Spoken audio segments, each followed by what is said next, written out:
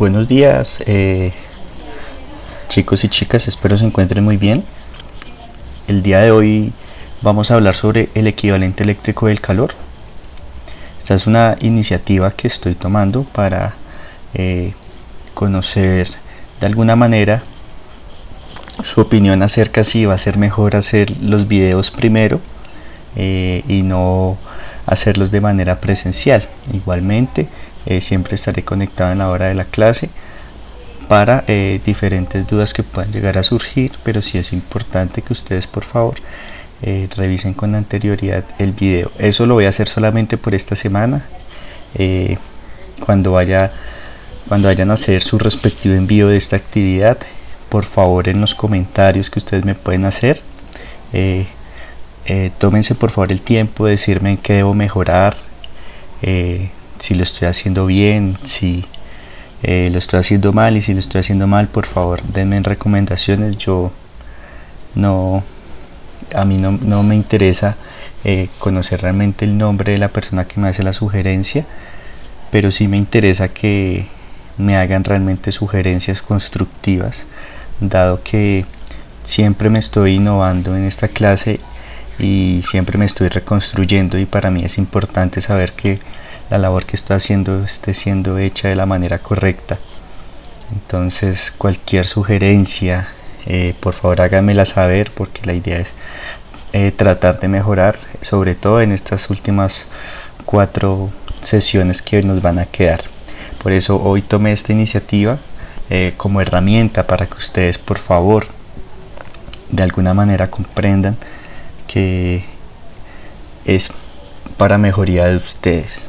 ¿Listo? Entonces por favor en el envío de esta semana háganme por favor llegar esos comentarios. ¿Listo? Tengan la certeza de que los leeré y los tendré también presentes, sobre todo para la mejoría de lo que estamos haciendo, porque la verdad sí me preocupa, sobre todo si la situación se pudiera llegar a extender de esta manera, tratar de dar lo mejor de mí para obtener unas clases de mucha mejor calidad, y la idea es incluso tener mejores clases que incluso en lo que se puede dar en la presencial. ¿Listo? Para quitar de alguna manera esa dimitiva y ese falso dilema de que las clases presenciales y las clases virtuales no tienen la misma recompensa, ni se aprende uno y no se puede aprender exactamente lo mismo. Entonces la idea es romper con ese tipo de paradigmas y de tabúes y dar muy buenas clases virtuales y que sobre todo superen la expectativa de ustedes. El día de hoy vamos a hablar del equivalente eléctrico del calor. No sé si ustedes recuerdan que en alguna ocasión nosotros hablamos del equivalente mecánico del calor. Cuando hablamos del equivalente mecánico del calor, era un sistema en donde lo que teníamos que hacer era simplemente revisar que la energía mecánica se convertía en energía cuya transformación se conoce como el calor.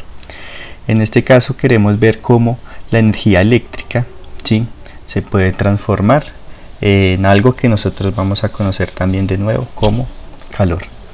Si ustedes revisan su guía, nosotros tenemos un equivalente eléctrico del calor. Los objetivos precisamente estudiar cómo se transforma energía eléctrica en energía térmica a través de una resistencia que trabajamos la sesión anterior. Estimar la equivalencia entre joules y calorías, pues la idea es otra vez obtener el factor de conversión entre joules y calorías, y vamos a medir el valor de la resistencia partiendo del equivalente eléctrico del calor. ¿Listo? Entonces ese también va a ser importante y van a ser los objetivos del día de hoy. Materiales, lo que se tiene son un calorímetro, una resistencia, sensor de temperatura, sensor de energía, el computador con Logger Pro, una fuente de corriente limitada a 1 amperio y multímetro, cables, fusible de 1 amperio. El fusible cumple una labor fundamental, y es que por ejemplo si se excede el valor de la resistencia, ese fusible lo que hace es cortar la corriente, entonces de alguna manera se funde y se escucha un clic de que se rompió, y eso va a mantener de alguna manera nuestro circuito a salvo.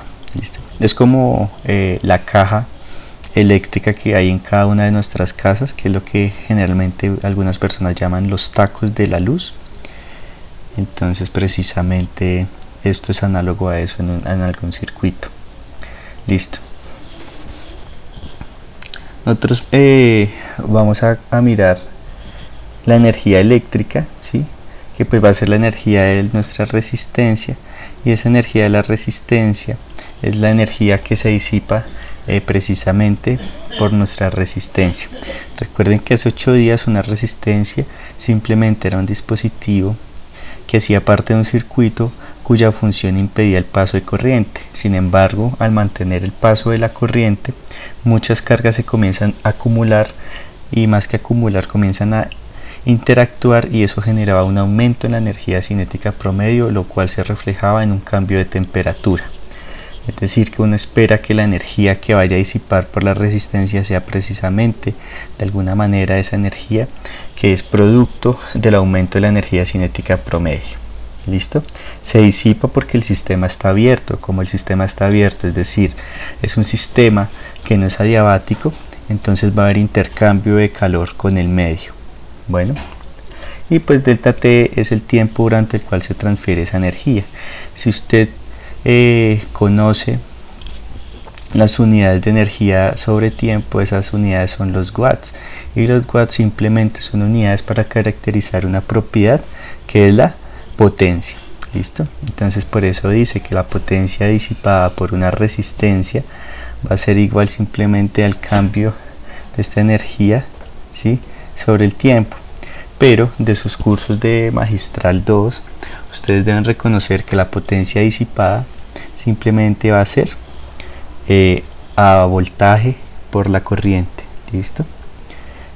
Entonces esta resistencia va a ser una resistencia que se encuentra dentro del calorímetro, y para poder medir el cambio y su disipación se necesita un medio acuoso, que en este caso, valga la redundancia, es agua, y se va a tomar la temperatura, o mejor aún, los cambios de temperatura que se van a producir en este calorímetro. Entonces aquí en este calorímetro va a haber agua, y dado que vamos a generar un cambio de potencial, lo vamos a generar con nuestra fuente que tenemos acá, vamos a generar precisamente un cambio de nuestro potencial. Entonces lo que vamos a tener es precisamente cargas en movimiento, y aquí vamos a tener nuestro sensor de energía. ¿Listo? Ese sensor de energía nos permite medir precisamente la caída de potencial. ¿Listo? Pero también nos permite medir la corriente. Entonces vamos a tener estas dos mediciones de entrada para este experimento. Como esa energía se disipa y se transfiere al agua, aumenta precisamente su temperatura, y hay una energía que estará absorbida por el agua. ¿Cuál es la energía absorbida por el agua? Es precisamente lo que vamos a conocer como el calor. Recuerde que el calor, clásicamente, termodinámicamente, como lo hemos trabajado durante todo el curso, ese calor va a tener unidades de ¿qué? De calorías, ¿sí? Entonces el calor del agua simplemente va a ser la masa de agua que se encuentre en el calorímetro por el calor específico del agua y por el cambio de temperatura. Recuerde que el cambio de temperatura puede estar en grados centígrados, Kelvin. Entonces no va a interesar, dado que los cambios van a permanecer invariantes. ¿Listo? El equivalente eléctrico del calor, ¿sí?, se puede calcular utilizando el principio de conservación de la energía. Entonces uno va a hacer una sugerencia a esta conservación de la energía, y simplemente es que la energía que entra va a ser igual a la energía que sale. En este caso, la energía que sale va a salir de la resistencia en forma de energía disipada, y va a ser transferido en forma de calor al agua, de tal manera que uno está considerando que no hay pérdidas con el medio.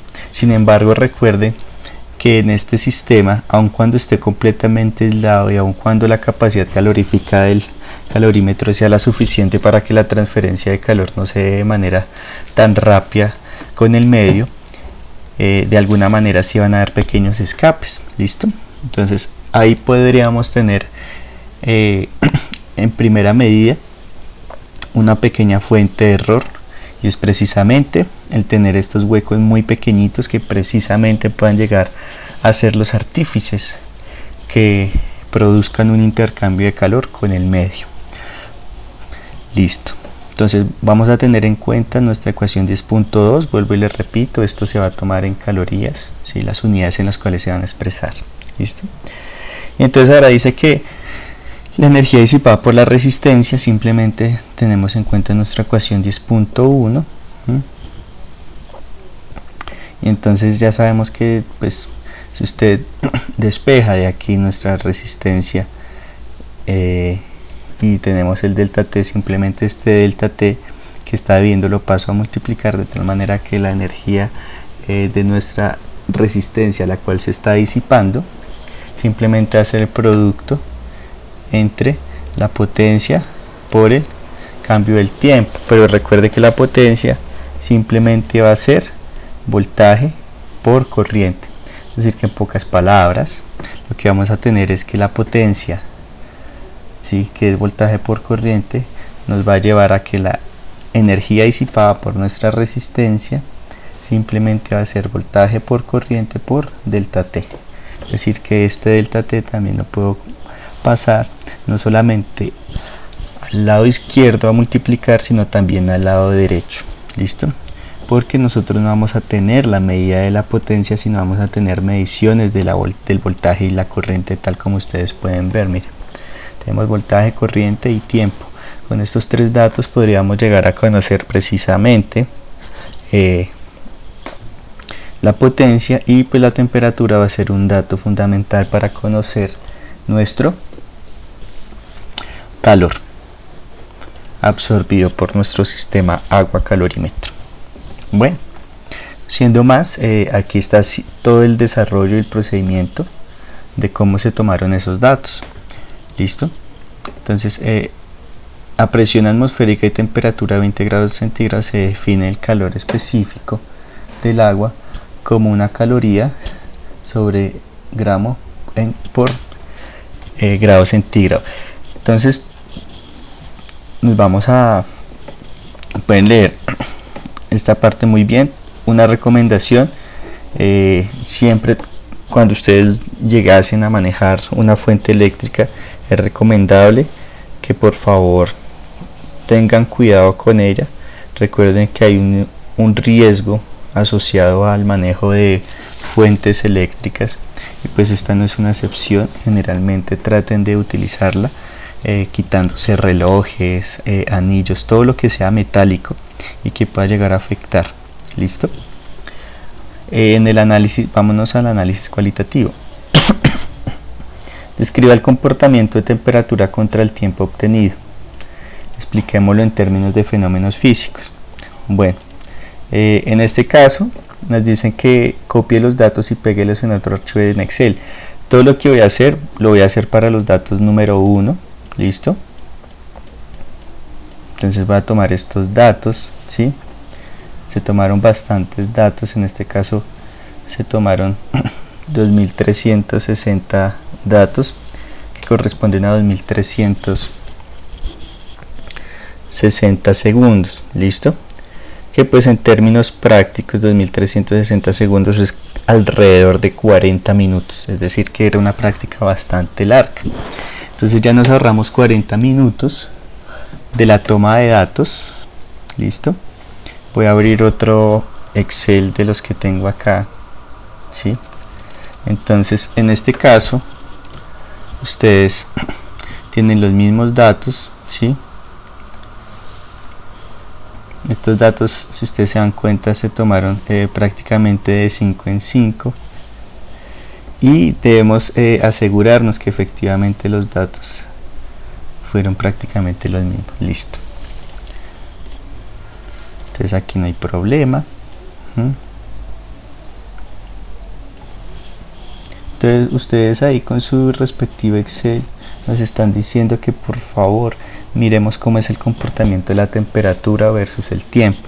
De alguna manera el tiempo siempre va a ser nuestra variable independiente por excelencia en física, porque no hay nada que altere el tiempo en la física cuando estamos trabajando en lo que nosotros conocemos como física clásica, que son velocidades que se encuentran por debajo del 30% de la velocidad de la luz, porque habrán fenómenos cuya velocidad altere precisamente el tiempo y el espacio, pero pues no estamos precisamente viendo esos fenómenos relativistas, aun cuando en el día a día sí se den. Por ejemplo, cuando usted esté trabajando con redes de telecomunicación, se va a dar cuenta que todo lo que estamos usando el día de hoy es precisamente un GPS, y precisamente a veces el que no esté en el punto exacto es el GPS, es precisamente por fenómenos de tipo relativista, pero pues esa es otra historia que ustedes pueden ilustrarse en ese tema también.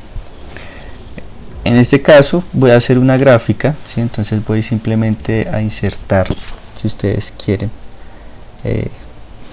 una grafiquita. A mí siempre me ha parecido que la mejor es la de dispersión. Listo. Y pues voy a seleccionar mis datos. Entonces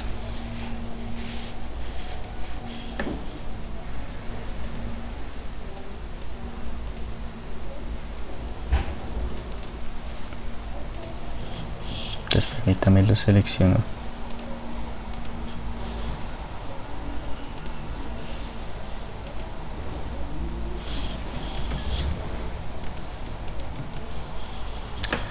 Voy a seleccionar el tiempo y la corriente, perdón, el tiempo y la temperatura, y ahora sí voy a insertar mi gráfica. Listo.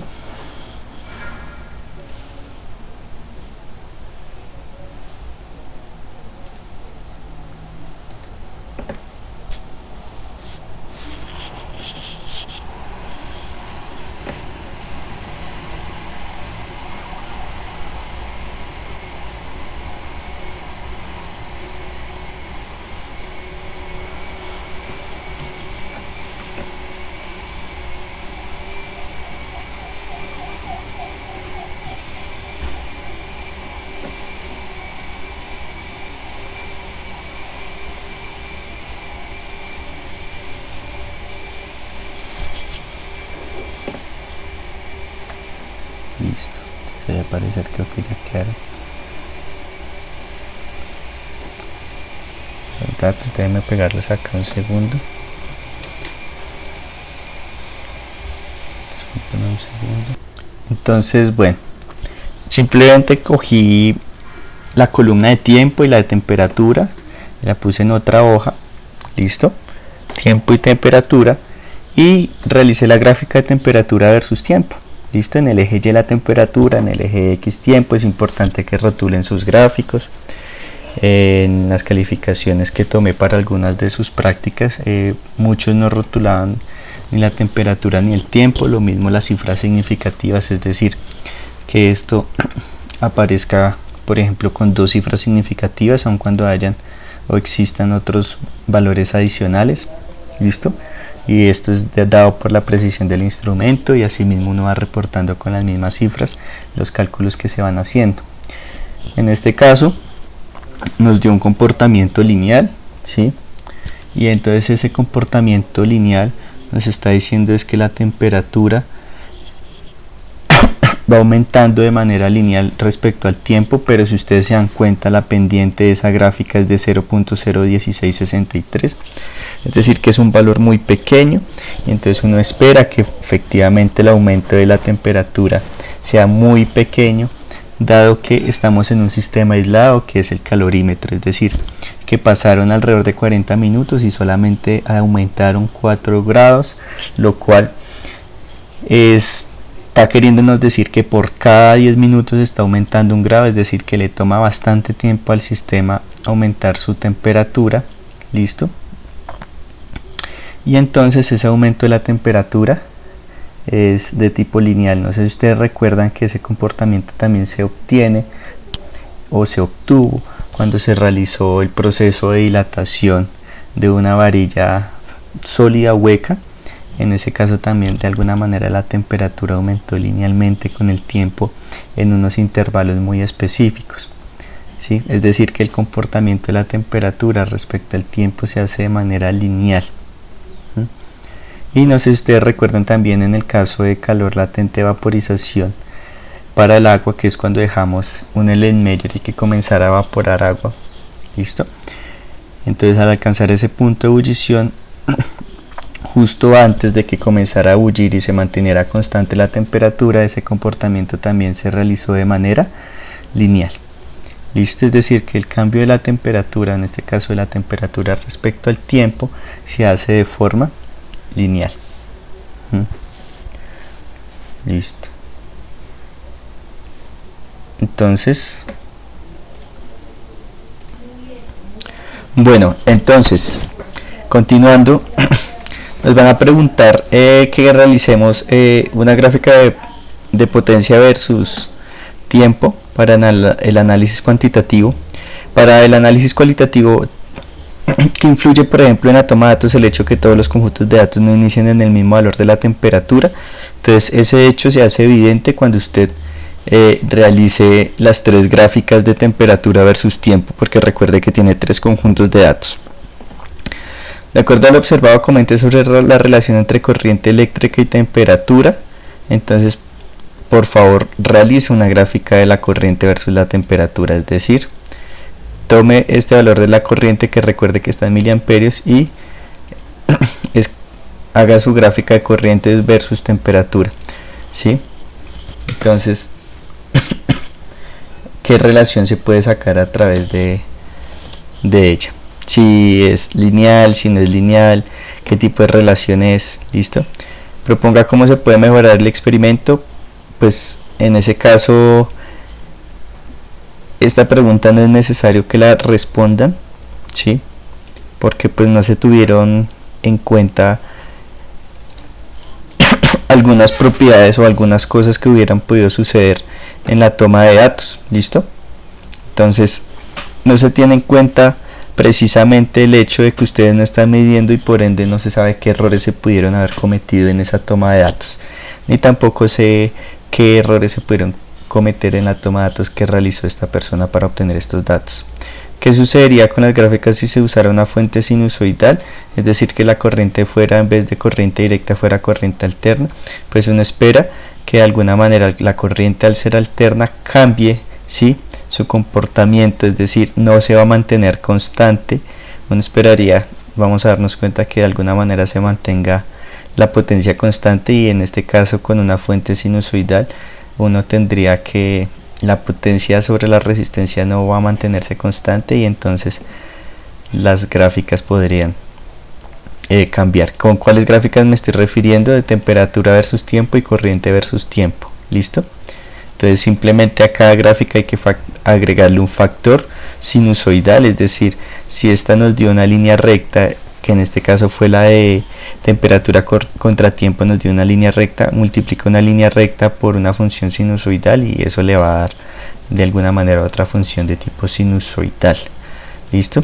Porque es importante el valor de la resistencia para este experimento. Entonces el valor de la resistencia, que es un valor que nos están dando, va a ser importante porque con eso podríamos conocer de alguna manera nuestro voltaje, digámoslo así, nuestro voltaje teórico. Recuerde que el voltaje es igual a la corriente por la resistencia, y si usted hiciera una gráfica de voltaje versus corriente, usted debería observar que la pendiente de esa línea recta de efectivamente el valor de la resistencia, y para eso es importante tener nuestro valor de la resistencia teórica que nos lo están dando, y verificar con una gráfica voltaje versus corriente si efectivamente esa pendiente nos da o no nos da la resistencia, tal como se hizo hace 8 días. ¿Listo? En el análisis cuantitativo realizamos una gráfica de potencia versus tiempo. Entonces concuerda con lo esperado, cuál conjunto de datos presenta una mayor potencia. Entonces para ese caso usted toma tiempo y potencia. ¿Cómo calcula la potencia? Entonces recuerde que la potencia simplemente va a estar calculada como el voltaje por la corriente, pero recuerde que esta corriente la tengo que pasar a amperios porque aquí está en miliamperios. ¿Listo?